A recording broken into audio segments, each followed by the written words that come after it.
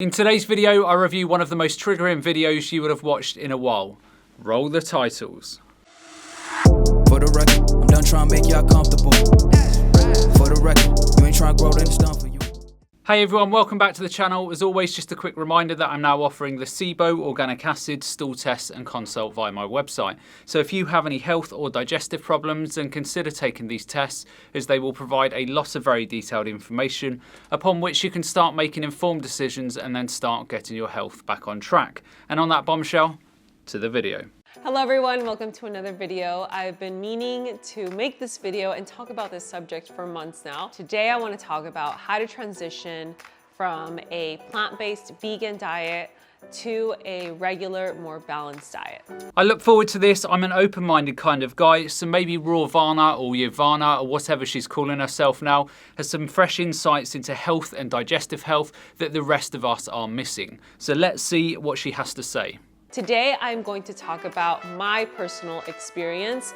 I believe that everyone is different. Okay, I get where this video is heading already. So Yovana is saying that her genetics or her body variability made it impossible for her to follow a plant-based diet. So let me just break this down very quickly, as it's super important. So there are four main things that govern whether you can tolerate or eat certain foods or not. Number one is genetic variation. So we have the scientific field of nutrigenomics, which is the study of the interaction of nutrition and genes. So just to spell it out for Yovana, there is not one genetic variation that will prevent a person eating a plant-based diet. There are, however, genetic polymorphisms that make it slightly more challenging for a person to extract a nutrient from a specific food. So for example, if you had a genetic mutation and you had low FADS2 enzyme activity, then you are likely to have decreased ALA to EPA omega-3 conversions. Now, does having the FADS2 mutation mean that people with that mutation have to eat fish to ensure that they are getting sufficient omega-3s in their diet? Absolutely not. They can either supplement or they can eat more ALA-rich foods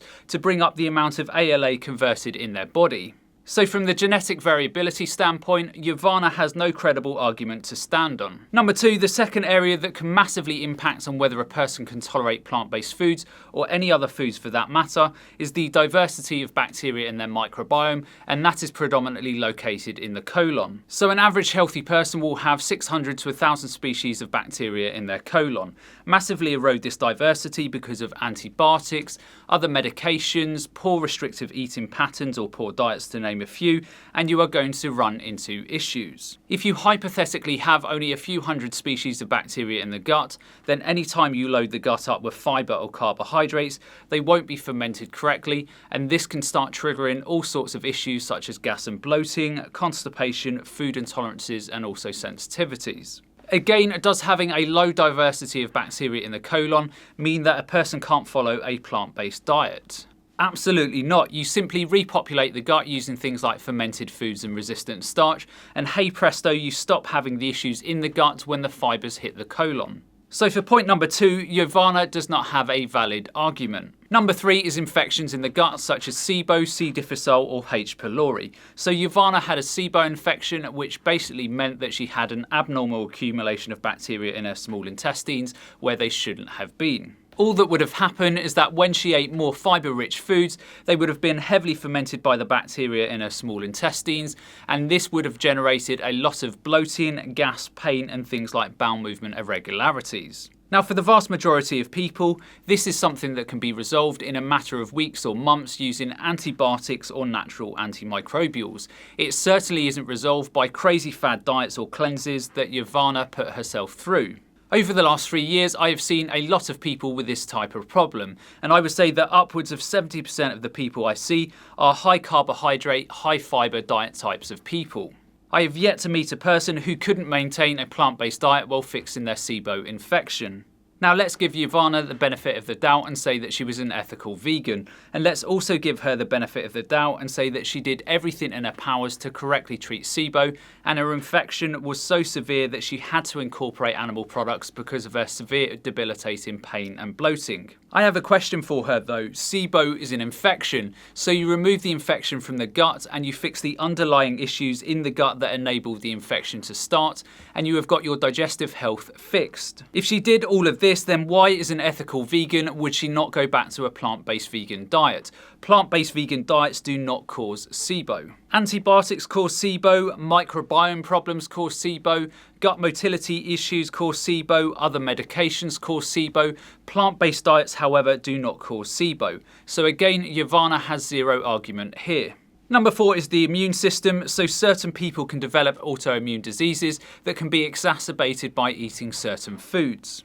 The thing about autoimmune diseases is that they are often driven by problems within the microbiome. They are often driven by infections in the gut such as SIBO, or a person is eating something like wheat when they have an autoimmune condition such as celiac. So again, it wouldn't be that a person couldn't follow a plant-based diet because they had immune system issues.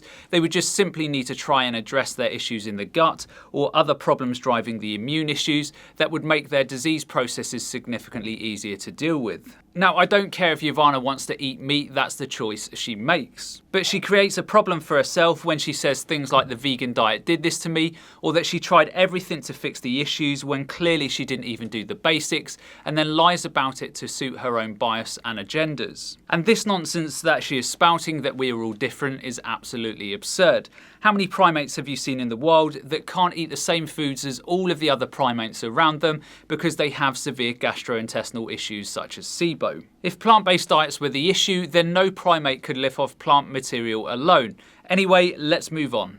So take from me what you feel could work for you. That would be 0, but let's move on. This is not a guide to follow. I'm just simply sharing because I get DMs, I get comments every single day from people who want to transition back to eating animal protein but don't know how to do it. That is fine that she is giving her opinions, but she has got to understand that she has no medical or nutritional qualifications and that she is talking about topics that she has no comprehension over. And what is really frustrating about her making this video is that not once has she stated that SIBO can be dealt with on a plant-based diet. Or maybe there are other variables to her health situation that she is not aware of because she has never actually looked into them. So to give you a little background, I followed a 100% plant-based diet, vegan diet, for a little over 6 years. So Yovana would say a whole foods plant-based diet. I think we can all see from the history of her channel, it was never a balanced whole foods plant-based diet. Her diet was always full of cleanses and other fads. And I feel like the first 4 years were good, but the last 2 years, I was really struggling. And it's something that I hadn't even thought of. Maybe my diet is not working for me. There she goes again. Why is it absolutely they were causing the issues in her? It couldn't possibly be juice fasts that impacted on her microbiome diversity and also her gut motility. It couldn't possibly be juice cleanses that cause a backing up of bacteria from the colon into the small intestines and triggered her SIBO. No, no, no, because for all of her wisdom and expert medical opinions, Yovana knows that the plant-based diet did this to her. And it wasn't until some very close friends of mine who had been vegan for over 8 years told me about their experience of incorporating animal protein back into their diet and how good they were feeling. If you have gut issues and you reduce the fibre load, then clearly digestive issues will improve, no questions about that for many people. All these people are doing though is modifying their diets to control their symptoms. It's like me having joint pain and taking ibuprofen to ease the pain, rather than looking at what is actually causing the pain. So some of the symptoms that I was feeling before I went back to eating animal protein were just a lot of bloating, really bad bloating. Anything I ate would make me bloat. I eventually found out that I had SIBO. I also had iron deficiency. So like she says here, she had SIBO that was causing her problems. It was nothing to do with the foods that she was eating. She had bacteria in the gut where it shouldn't be, and she had warning signs for around 2 years and continued to juice cleanse to fix an issue that she was not even aware of at the time. But no, it was the diet that was the problem.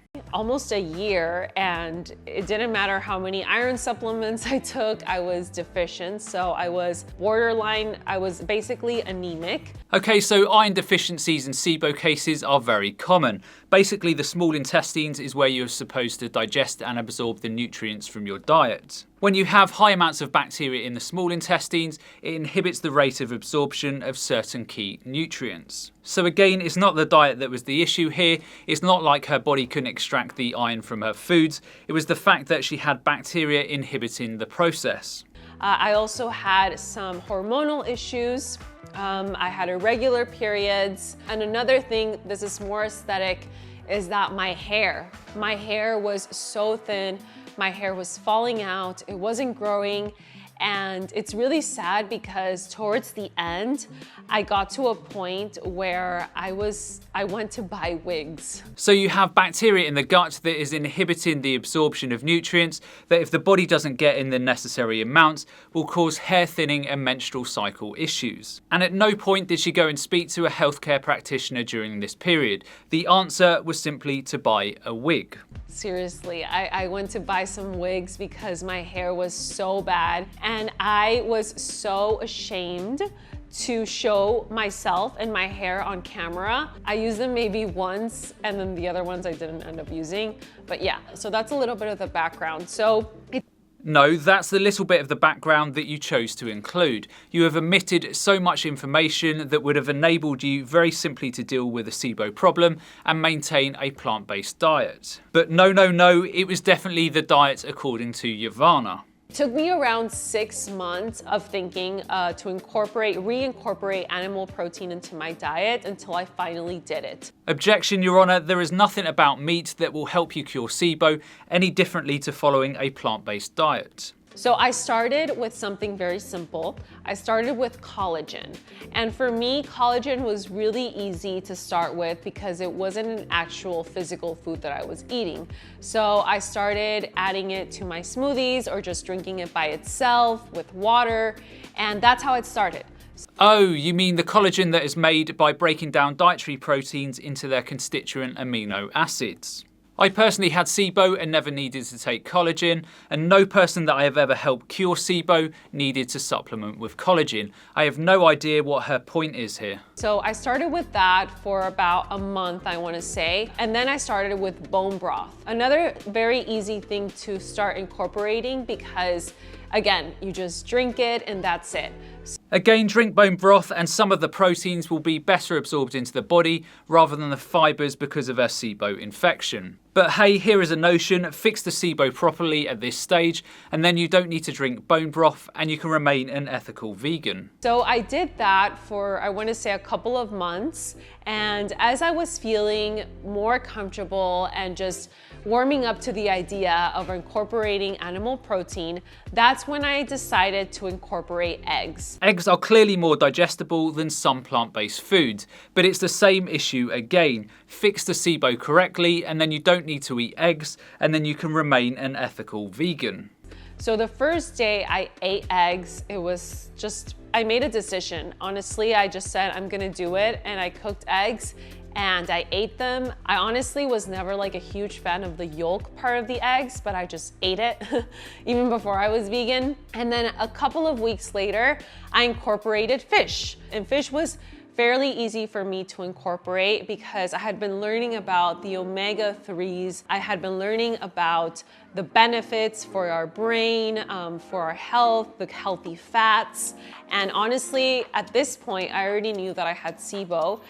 Okay, so she's talking about irrelevant things again. So she had SIBO. SIBO is not going to be healed any easier whatsoever by eating fish or eggs. And I was starting to follow a SIBO diet. So a SIBO diet basically consisted of animal protein, of veggies, fats, no grains, no fruit, nothing sugary. Not once have I had to put a person on a SIBO diet of any description. You can fix SIBO on a plant-based diet, you can fix SIBO on a paleo-type diet, and you can fix SIBO on a Mediterranean-type diet. She is trying to con her audience and trying to make out that you have to eat animals to cure SIBO, which is complete and utter fiction. So I was starting to follow that and started incorporating fish. First I incorporated white fish, and then eventually I ate salmon. And also, previously to being vegan, I had been pescatarian for around 5 or 6 months. So it was easy for me to incorporate fish. And so I ate fish and eggs for almost 1 year. That's all I ate. Again, there is no point to what she is saying. These foods will have little to no bearing on healing SIBO. I didn't really incorporate anything else, and it wasn't until my second year of incorporating animal protein that I started eating meat consistently. So the first year I would eat meat sparingly. I didn't eat any cheese, no yogurt, no chicken. So basically just fish, eggs, bone broth, and collagen. So for many people who deal with SIBO correctly, then it's a few weeks or months on antibiotics or natural antimicrobials and a period of time recolonizing the gut and colon with beneficial bacteria. At this stage, as Yovana is talking about, she is now a year into this treatment and still trying to cram animals into her diet. Makes absolute sense, right? And then my second year, that's when I started to eat more beef because of the B12. Also, it took me about a year to let go of a lot of the judgment that I had on animal protein. And as I learned more about the benefits, as I learned more about our ancestors and how they lived and how they evolved, I was motivated to start eating more grass-fed beef. So not once as she talks about the root cause of her issues here, which was this SIBO infection. She would rather talk about adding more and more animals into her diet that have zero relevance to dealing with her SIBO infection. And there is nothing from these animal foods other than B12 that you can't extract from a plant when you have a healthy digestive tract. So for me, the quality and where I source my food is very important. Of course, there's sometimes when I go out to eat to restaurants and I'm not gonna get super picky, but you know, in my day-to-day, when I'm buying my groceries, the meat that I get is grass-fed, I get wild-caught fish, pasture-raised eggs, all of this. I try to buy local and organic and from the farmer's market and from sustainable and ethical sources. This is all very good and all, but it has zero to do with SIBO. So I started eating more beef and I started to see benefits as well. My skin, my hair, my nails, my digestion was really good, the bloating stopped, and then I started to incorporate chicken as well. Again, she is directly trying to manipulate and lie to her audience here. SIBO is not cured by diet. You will need antibiotics or natural antimicrobials to clear out the infection. She is trying to make out that the improvements were coming from eating these animal foods. Not once has she talked about what medications she was taking that were killing off the SIBO infection and allowing her to digest easier. And now I eat yogurt, I eat cottage cheese sometimes. I don't really eat cheese, I'll eat it occasionally. So now a lot of people ask me, what's your diet now? And I don't really have a specific diet. I eat intuitively, but I do try to eat protein in every single meal because I've just felt really, really good. Great, I eat protein in every meal too. Funnily enough, all of my plant-based foods contain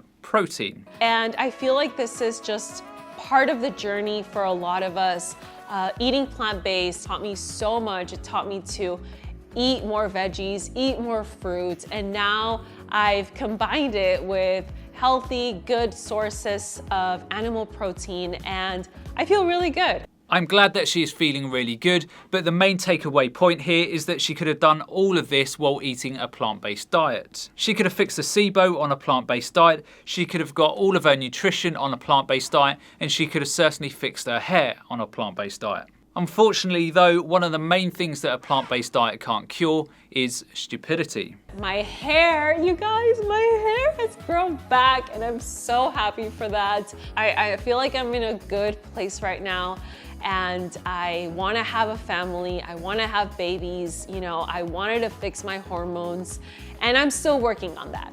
So I feel like health is a journey. We're always constantly evolving, our bodies are changing, our needs change. Everyone's journey is so different. I don't even know what to say anymore. For some people, being vegan will work amazing, they'll thrive on it, and good for them. Like, I'm so happy for them, but that was just not me. She can't actually say that though because she never actually tried dealing with these issues correctly on a plant-based diet. So I call bull on that statement.